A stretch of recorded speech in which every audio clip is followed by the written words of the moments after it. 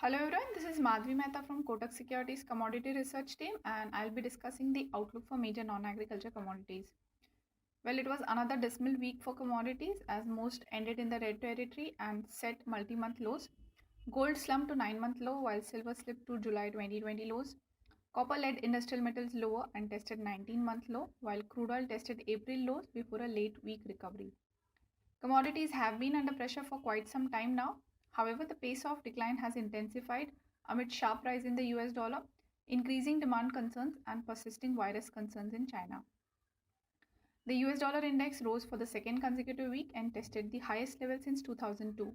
The US currency has benefited from safe haven buying and Fed's monetary tightening stance. The US dollar has gained despite weakening outlook for US economy and hawkish stance of other central banks. While decline in commodities and gains in US dollar reflects increasing growth concerns and demand for safe havens, bond and equities are showing diverging trend. The US 10-year bond yield rescaled 3% last week and marked its first rise in 3 weeks as bonds lost some of their safe haven appeal. US DJIA index ended with modest gains, marking its second rise in 3 weeks. On the other hand, Chinese equities ended lower for the week, marking its first decline in 6 weeks. Growth concerns are high, tightening expectations persist, while inflation remains at elevated levels. Despite this, the divergent trend in asset classes shows some shift in investor flows, which has intensified since the start of the second half of the year. The US dollar is still seen as the go-to asset amid global growth worries and Fed's tightening stance. Commodities are under pressure amid demand concerns and increased efforts to control inflation. Equities are trying to get some footing as correction in commodities has eased inflation expectation to some extent, while market players debate if a recession can be avoided. The key event last week were FOMC minutes and US non-farm payrolls report, and both further cemented market expectation that Fed may continue with monetary tightening. FOMC minutes reaffirmed that Fed is likely to keep raising interest rate for longer to prevent higher inflation from becoming entrenched. Most Fed officials also maintained support for aggressive rate hikes. However, some indicated that a recession may be avoided.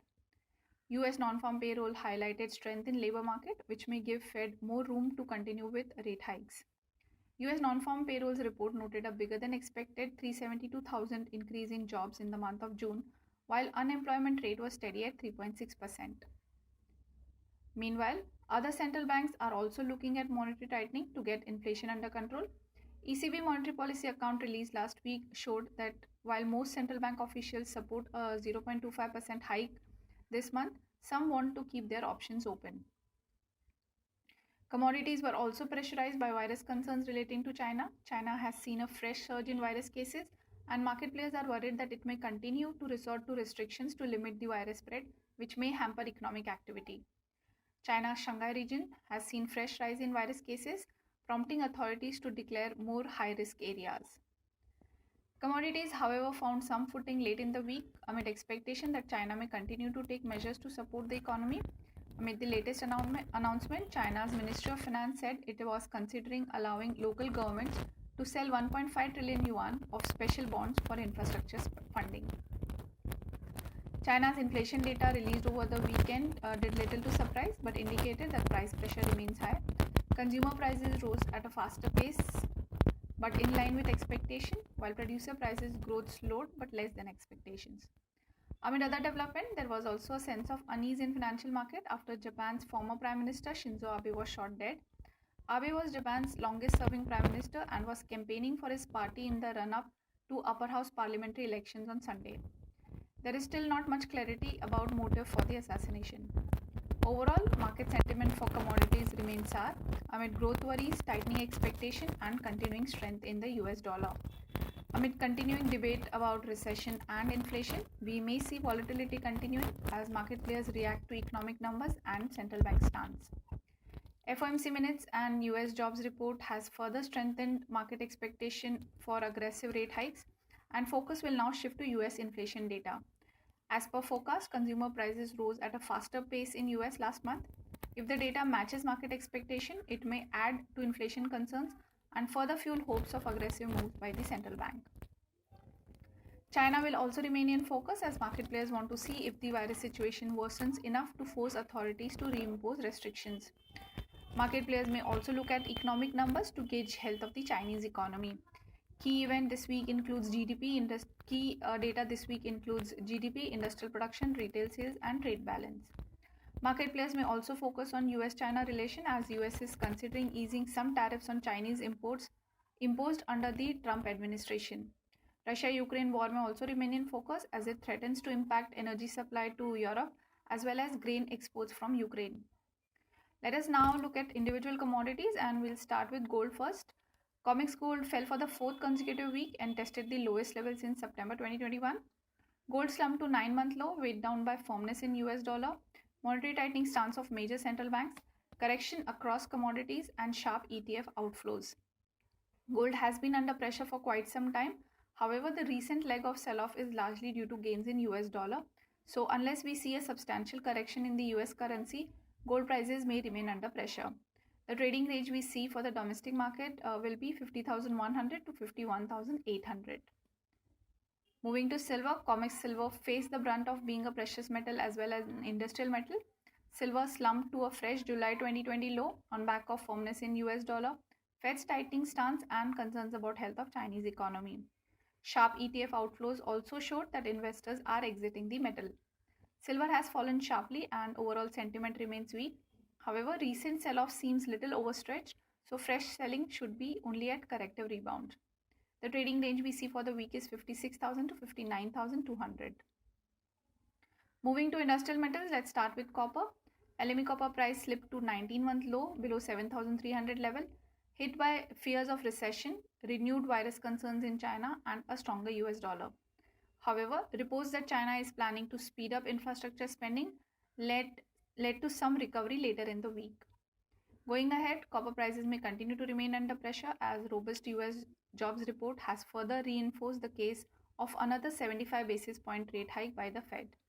Market players may also remain cautious ahead of US inflation data and China's GDP numbers. The trading range we see for the week is 630 to 700. Next, let's talk about aluminium.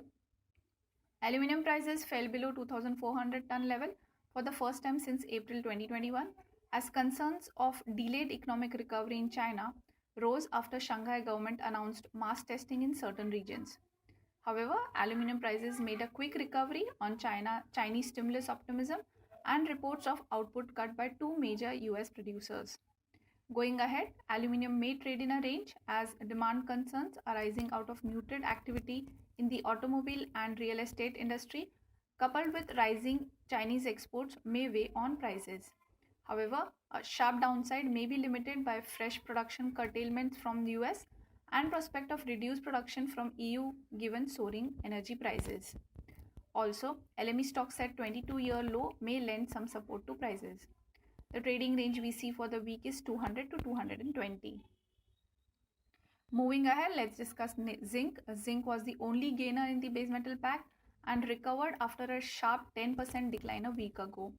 Zinc edged up, gaining support from rising energy prices in Europe amid reduced gas supply from Russia and strike concerns relating to Norway. The labor strike in Norway was ended following government mediation. However, zinc prices held firm above $3,000 level on concerns that higher electricity price in Europe may delay reopening of smelters. After the gains last week, we expect zinc prices to see some weakness as Chinese steel industry may see more production cuts owing to weak demand and lower profitability. However, expectation of lower refined zinc output in China and low probability of production restarts in Europe in the near term may limit any sharp decline. The trading range we see for the week is 264 to 296. Lastly, let's discuss lead. Lead prices closed with a marginal decline as supply of both primary and secondary lead improved following completion of maintenance period in China. SMM also reported a buildup in social inventory of lead ingots in key 5 regions. Lead prices may continue to trade with a negative bias as lingering COVID concerns in China may offset gains from recovery in lead acid battery consumption. The trading range we see for the week is 168 to 180. Next, let's discuss energy sector and we'll start with crude oil. NYMEX crude ended lower for the third time in 4 weeks and tested the lowest level since April. Crude oil weakened on demand concerns amid mixed economic data from major economies, renewed surge in virus cases in China, and higher prospect of recession due to aggressive monetary tightening. A sharp rise in US crude oil stocks, end of labor strike in Norway, and firmness in US dollar also weighed on prices. However, crude oil ended well off the lows, supported by supply risk relating to Russia with no easy replacements. Gains in US equity market and robust US jobs report also lent some support. Crude oil may remain volatile as neither demand concerns or supply risks are likely to subside soon. However, with current focus on China and global growth, demand concerns may keep prices under pressure. The trading range we see for the week is 7,640 to 8,750. Lastly, let's discuss natural gas. NYMEX natural gas tested fresh March lows but bounced back sharply to end higher for the week, marking its first rise in 4 weeks. Natural gas edged up, gaining support from recovery in crude oil price, robust cooling demand in US, higher European gas prices due to reduced Russian supply, and smaller than expected buildup in US gas stocks. However, weighing on prices was temporary disruption to US exports due to closure of an export terminal in Texas, which has diverted more supply towards domestic market. Natural gas has fallen sharply in last few days and we are now seeing some relief rally which may extend further. However, a major upside is unlikely due to reduced exports from US. The trading range we see for the week is 425 to 548 and one must wait for higher levels to create fresh short positions. Well, that's it from my end. I wish you all a very happy trading week. Thank you.